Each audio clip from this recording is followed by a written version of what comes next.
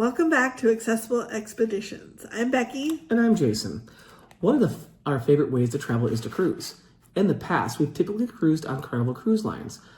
But since we decided to start this channel, we put other cruise lines on Disney and Princess, as well as we're researching other cruise lines to go on cruises on. Today, we're going to go over things that people with mobility disabilities need to take into consideration when booking a cruise, no matter the cruise line. In future videos, we're going to address different specific cruises and different ships. One of the things that we are going to touch on today as well is what we refer to as the disability tax. That is when something costs more for people with disabilities than it does for people who are able-bodied. Sometimes those costs are pretty subtle and sometimes they're very flagrant. We want to start by touching on how to access mobility devices if you do not have your own. There are companies that the cruise lines contract with. Scootaround is used by Carnival. That will rent you a device. It depends on the port where you pick it up. In Long Beach, for example, there's a building right before you enter the cruise terminal where you can rent the ECV or wheelchairs. Other ports you have to arrange the rental ahead of time because the company will deliver the device right to your stateroom. This also means you might need to be able to board or disembark the cruise ship on your own, although the cruise line will offer wheelchair assistance. These are only for U.S. ports, so if you plan to go on a cruise that leaves from a foreign port and you do not have your own mobility device, I encourage you to contact the cruise line to see what options you have. If you have your own device, there are rules you have to follow in terms of where you can store your device and what type of room you will need to book based upon the size of your device.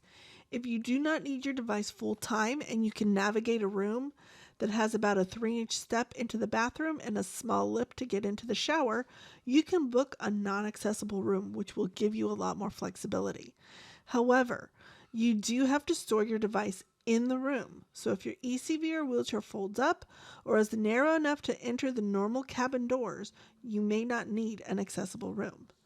You also need to be aware that all cruise lines have a questionnaire you have to fill out ahead of time. This is an example of Carnival's form. It is emailed to you ahead of time and you have to fill it out prior to your cruise and return it to them if you need a mobility device and are booking an accessible room.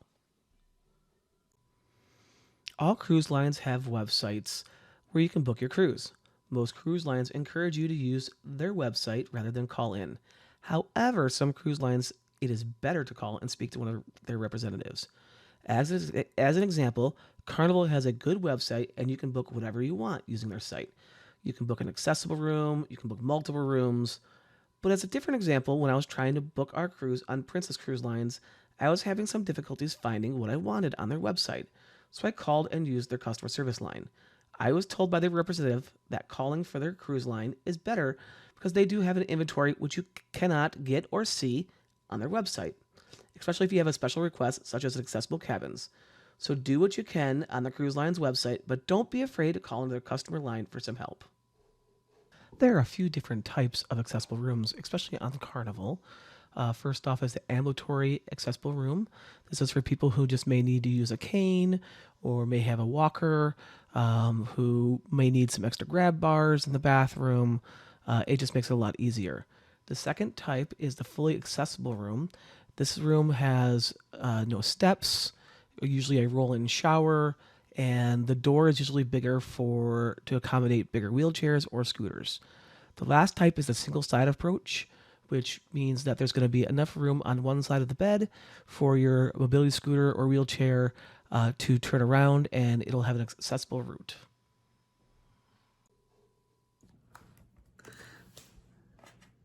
In our experience, it can be difficult to book accessible accommodations. A lot of times you need to plan well in advance when you'd like to travel. That is because each cruise ship has a limited number of accessible cabins, and once they sell out, you're just out of luck. So if you want to book an interior cabin, for example, and they have sold out, you may need to either book an upgraded cabin, such as an ocean view, balcony, or even suite, or just find a different cruise. Again, this varies from cruise line to cruise line, but we found that when booking with Princess, that getting an available accessible cabin was much easier than the other cruise lines. So this brings us to our first instance of a disability tax. While accessible rooms typically do not cost any more than a normal room. So, for example, an interior accessible room will cost the same as an interior normal room. You run into the issue when you want to actually cruise with more than 2 people. So the way cruises are priced is you pay full price, whatever the advertised price is, for the first 2 occupants, and then you will pay a lower rate for occupants 3 and 4. Especially if 3 and 4 are children. So for an able-bodied person, you can have up to 4 people in a cabin typically, including an interior room. Obviously, if you book a suite, I think those sometimes go to up to 5 and 6 people. For some cruise lines, however, their accessible rooms will only accommodate 2, sometimes 3 people. So if you want to travel with a family of 4, you're going to have to book 2 separate rooms. So while your accessible room is not necessarily more expensive than a comparable normal room, you're having to book 2 rooms and pay double the fare because they cannot accommodate 4 passengers. Again, like everything, this varies from cruise line to cruise line. When we booked our cruises on Disney and Princess, they had rooms that would accommodate 4 people, and so we didn't have to book 2 separate rooms on those cruise lines. However, Carnival, we almost always have to book 2 rooms, and when we were researching Norwegian, it was similar for them. As an example, we researched a cruise on Norwegian for summer of 2025. We selected a balcony room. You can see here on their listing that the family balconies have no accessible rooms available, but the other categories do have accessibility rooms available. However, when you click through and select a balcony for 4 people, you see that it tells you that accessible rooms are unavailable. We went back and changed it to 2 people only. This is the cost of a non-accessible cabin for 2 people, and it does say accessible rooms are available. When you check the box, it updates the room assigned, and you can book an accessible room for 2 people. But if you look here, the cost is more. Now, in this instance, it's only about $20 difference, but there's no difference in these rooms other than one being accessible and the other being not accessible. So, in this instance, if you want to cruise with your family of 4, you're going to have to book 2 separate rooms, which is basically going to double the cost for your cruise. So accessible rooms only accommodating 2 to 3 people also presents some very real logistical challenges. For example, in our family, we have a 16-year-old and an 8-year-old. So when we book a cruise, we have a couple of options in terms of which rooms we're going to get. The easiest option is my mother will frequently travel with us.